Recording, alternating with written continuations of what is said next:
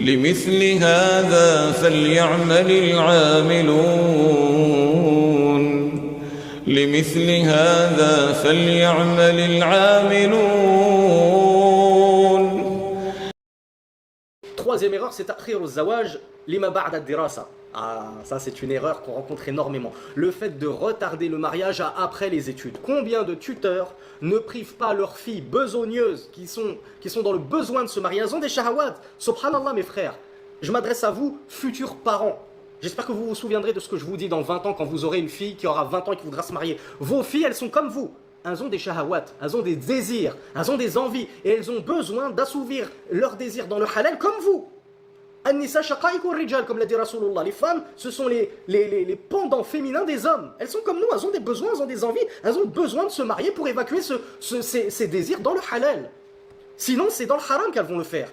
Si ensuite, tu as privé ta fille de mariage parce que tu estimes qu'elle est trop jeune et qu'ensuite elle finit à faire le tour des petits copains à Quick, à collectionner les petits copains à Quick, ce sera en partie de ta faute.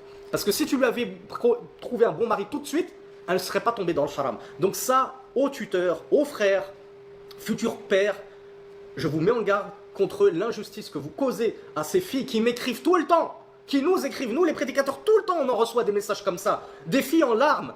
On veut se marier, on n'en peut plus, j'ai peur de tomber dans la fornication. Mon père, il veut pas que je me marie jusqu'à ce que j'ai terminé mon doctorat. Subhanallah, un doctorat, c'est 12 ans. Tu vas priver ta fille 12 ans de mariage.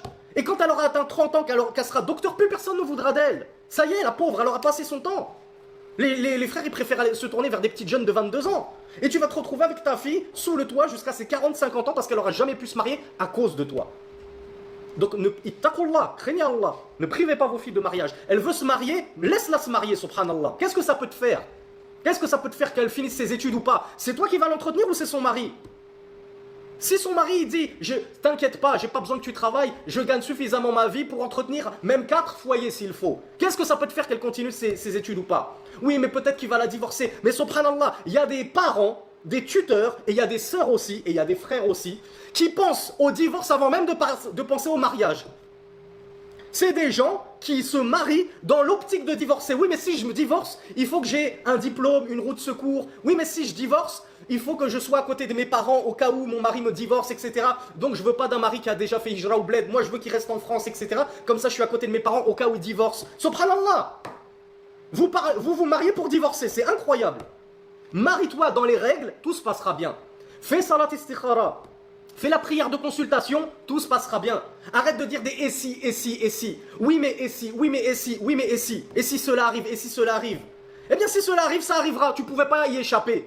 Ta fille, elle aura beau avoir un doctorat, si son mari la divorce et qu'Allah décide et décrète que son patron aussi la chasse de son travail, la mette au chômage et qu'elle ne trouve plus jamais de travail jusqu'à la fin de ta vie, qu'est-ce que tu pourras y faire si c'est le décret d'Allah subhanahu wa ta'ala? Rasulullah sallallahu alayhi wa sallam nous a incité à nous marier rapidement, à nous marier jeunes. Bien sûr, on ne se marie pas trop jeune, genre à 14 ans. Moi, je suis un frère de 14 ans, je veux me marier. Akhi, quand même.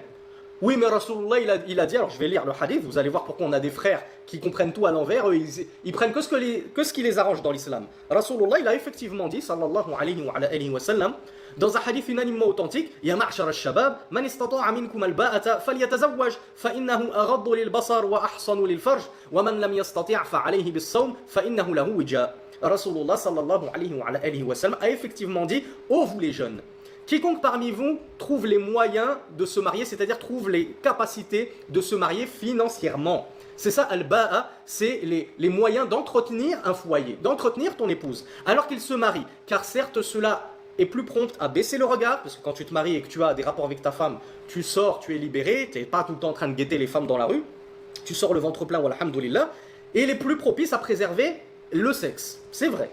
Et quiconque ne le peut pas, alors qu'il jeûne, comme nous l'a indiqué Rasulullah sallallahu alayhi wa sallam, celui d'entre vous qui ne peut pas se marier, qu'il jeûne, c'est une protection, comme l'a dit Rasulullah sallallahu alayhi wa sallam, contre les tentations.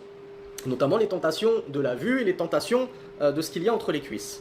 Donc on a des jeunes qui disent, ah oui, ben Rasulullah il a dit qu'il fallait se marier jeune, etc. Moi je me marie, j'ai 14 ans, je vais me marier avec ma petite copine de 13 ans, on va se marier dans le halal, on va faire une fatiha.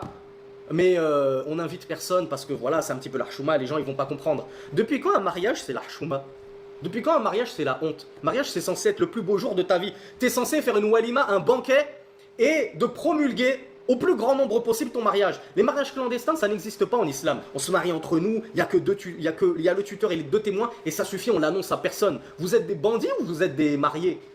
Je comprends pas ces mariages de coupeurs de route, de bandits clandestins.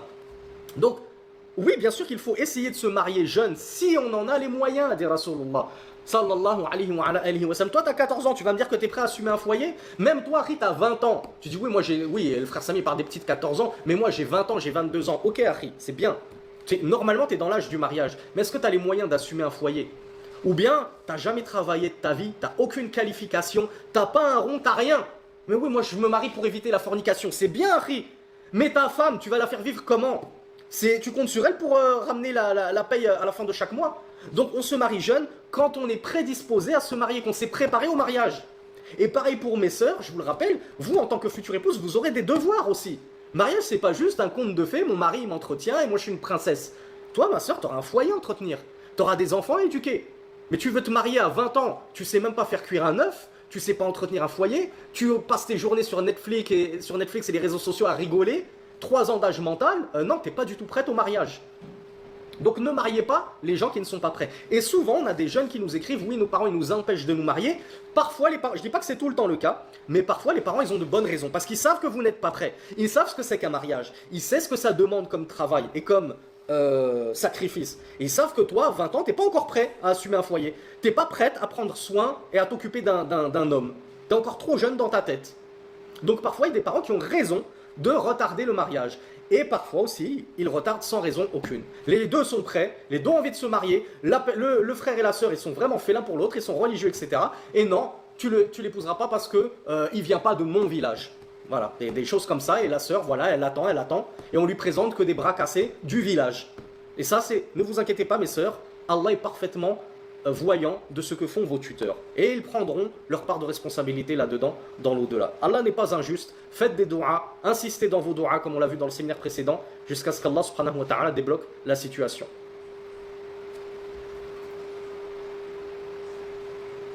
Le cheikh nous dit que le fait d'empêcher les sœurs de se marier jusqu'à ce qu'elles terminent leurs études, c'est une mode étrange qui nous a été importée de l'extérieur. Nous les musulmans, on ne connaissait pas ça. Nos grands-mères et nos arrière-grands-mères, pour ceux qui sont de ma génération, se mariaient à 14-16 ans. Ça n'existait pas le non, faut qu'elle termine ses études de médecine, qu'elle termine ses études de droit, qu'elle termine son école d'ingénieur, etc.